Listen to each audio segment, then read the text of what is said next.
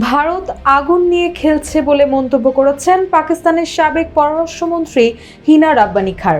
এছাড়া মধ্যরাতে ভারতের এই হামলাকে তিনি অযৌক্তিক, ভিত্তিহীন এবং আন্তর্জাতিক আইনের সুস্পষ্ট লঙ্ঘন হিসেবেও বর্ণনা করেছেন। বুধবার এই তথ্য জানিয়েছে সংবাদ মাধ্যম আল জাজিরা।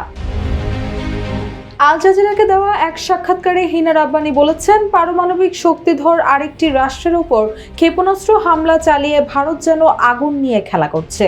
তিনি বলেন, ভারতের এই পদক্ষেপ প্রমাণ করে যে তারা নিজেদের বিচারক, জুরি ও শাস্তিদাতা হিসেবে ভাবছে। তারা পারমাণবিক শক্তিধর আরেকটি রাষ্ট্রের ভেতরে ক্ষেপণাস্ত্র ছুঁড়তে দ্বিধা করছে না, কারণ মনে করছে যে কোনো ফল ভোগ না করেই পার পেয়ে যাবে। দেশ জুড়ে তোলপাড় ওয়ালটন ফ্রিজ কিনে আপনিও হয়ে যেতে পারেন মিলেনিয়ার। সাবেক পররাষ্ট্রমন্ত্রী হিনা রাব্বানী আরও জানান, পাকিস্তান বহুবার জাতিসংঘ নিরাপত্তা পরিষদকে ভারতের আগ্রাসন নিয়ে সতর্ক করেছিল। তিনি বলেন, সতর্কতার সব লক্ষণই স্পষ্ট ছিল, আর এখন ভারত সেটিকে নতুন উচ্চতায় নিয়ে গেছে।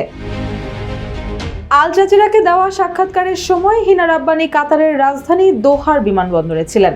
এ সময় তিনি আরও বলেন, ভারতীয় হামলার কারণে বিমান চলাচলে বিঘ্ন ঘটায় তিনি পাকিস্তানে ফিরতে পারছেন না।